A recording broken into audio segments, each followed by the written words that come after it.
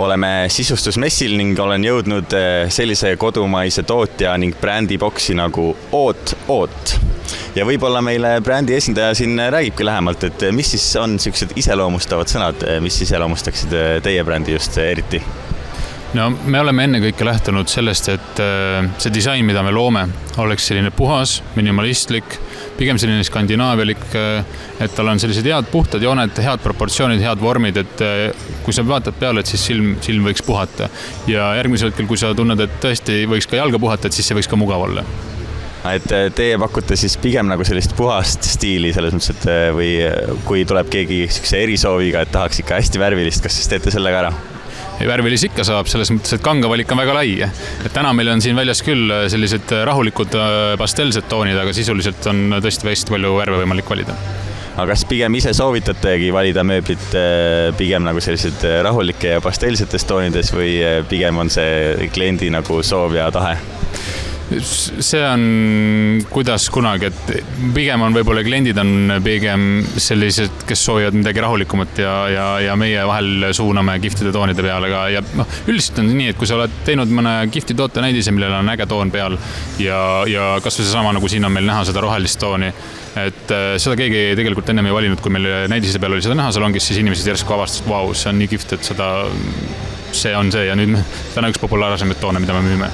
Sellepärast tasubki ilmselt igale poole nagu ikkagi nagu kohale minna ja oma silmaga näha, et see veebis näiteks, kui sa vaatad mingisugust tooteid, siis see võib olla täiesti oleneb ekraanist ja nii edasi, et see võib olla täiesti teistsugune.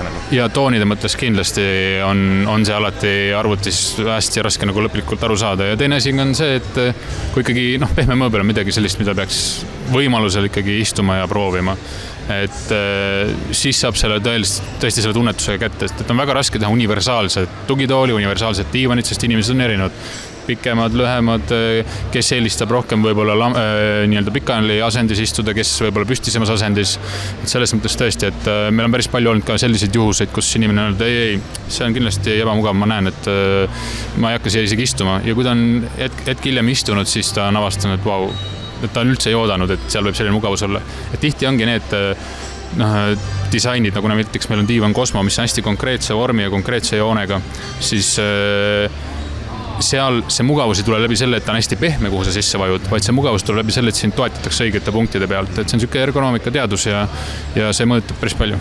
Ja mõnikord võib-olla inimesed vaatavad, et suur ja pehme ja lai, et sinna on kindlasti hea sisse istuda, aga mõnikord sinna võid lihtsalt vajuda sisse ja see kuidagi tegelikult ei aitagi sinu kehale nagu keharühile ja nii edasi kaasa.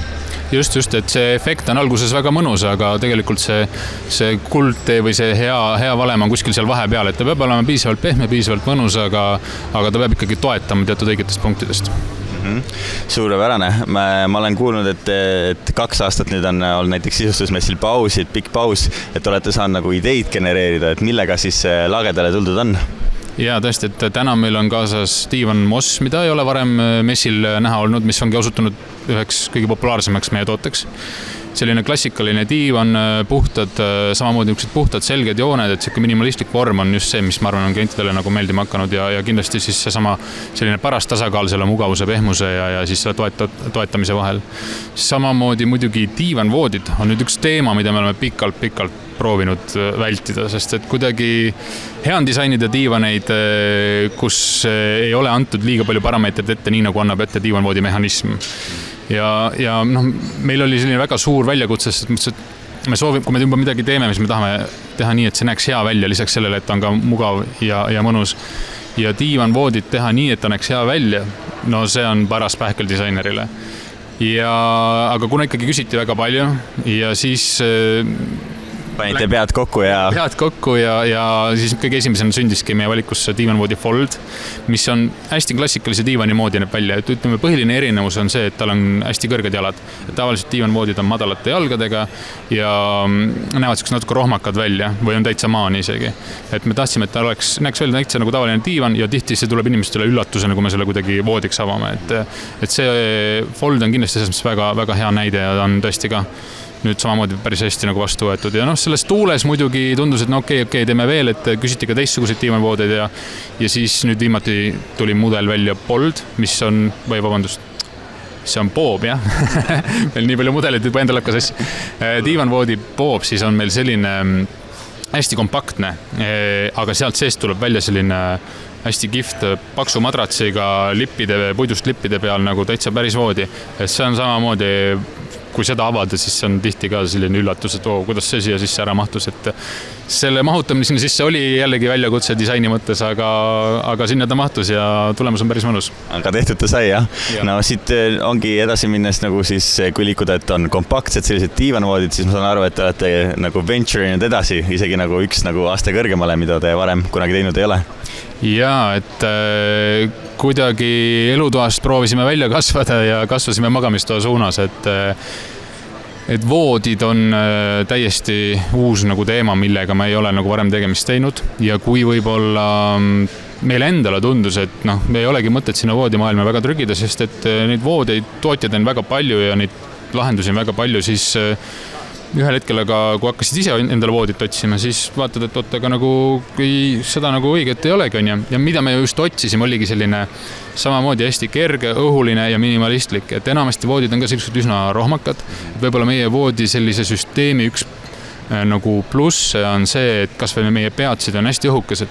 Tihti on niimoodi, et ikkagi kui voodi läheb vastu seina seal magamistoas, siis võib-olla sinna käigurada teisele poole voodi otsa väga palju ei jäägi ja see kompaktsus oli nagu selles mõttes hästi oluline, aga samas ka sellised disaini mõttes siis on sellised puhtad kerged jooned, mõnusad raadiused ja kuidagi selle kanga mänguga siis pehmus sinna sisse tuua, et kolm erinevat voodilahendust on Holm, Less, More, mis on siis kõik nii nagu nimigi ütleb täiesti nagu erineva disainikeelega ja täna meil siin on väljas siis Holm ja